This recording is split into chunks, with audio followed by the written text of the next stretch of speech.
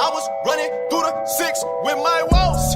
And you know how that shit go. You know how that shit go. You know how that shit go. Running through the... What is the deal, beautiful people? It's your boy Ramon, lifestylesdefined.com. And I want to talk to you guys. I want to see how you feel about a 12-inch iPad. This is something that's been rumored for a while. You know, Apple, there's many different reports. And if I can say one thing about the rumors surrounding Apple, and rumors in general, the last 2 or 3 years, they've gotten really good. Most of them are spot on. But this one's been floating for a long time, even back to like it's been in the mix with the Apple TV, or Apple TV is a real product. Apple making a TV, or the iTV, I don't know what they would call that. But people have been, from the time of the iPad, people wanted bigger.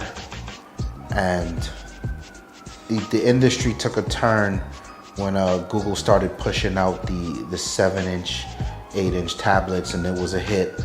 And then Apple came back and made the iPad mini. And that in itself was a fair bit of controversy, right? Because Steve Jobs famously said that no one wants to use a 7-inch tablet. And, lo and behold, the iPad mini is born. So even, that gave a lot of ammunition to the people who really wanted a 12-inch iPad, meaning they had the 10-inch in the middle. They went a little left with the smaller version. So now they're thinking, okay, there's room for you to just come out with the Pro version, the iPad Max, or whatever they would call it. And I gave it a fair bit of thought in the last few weeks, and not only from a perspective of who would buy this thing, what would it be for, but does it already exist, and is there a market for this? And I think the simple answer is yes. You look at something like the Surface Pro 3, that's a 12-inch tablet, and Microsoft did a really good job at stuffing a good amount of power. We're talking desktop class power in a very thin, light, and functional form factor with some killer add-ons, right? You mean the covers, the keyboards, the pens. So Microsoft was able to really show and prove Apple's point for a 12-inch tablet. And there's been some, I know Samsung's made a few, there's a few Android ones running around out there, but nothing really to speak of. I think the Samsung one's kind of dope because it's got like some crazy 4K resolution or what have you, or 2K. I can't remember what it was. But like we all know, nothing is real until Apple steps into that market, right? The minute they put their foot in, that's it. They're gonna sell millions of it and it becomes a thing. But what I want to focus on is the nature of what the Microsoft Surface is. And yes, it is a 12-inch tablet, but it's really a laptop disguised as a tablet. And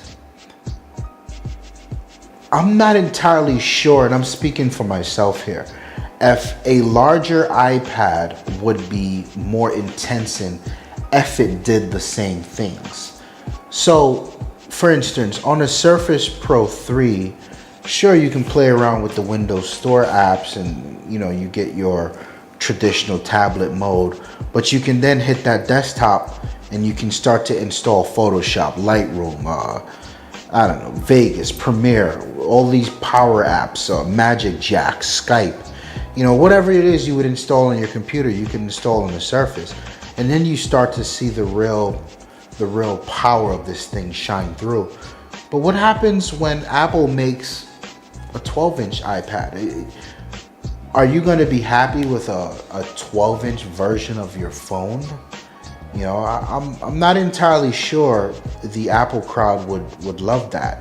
What I think would completely blow minds and would again just skyrocket Apple would be if they were to make the 12-inch iPad essentially a an iPad Air in a tablet form.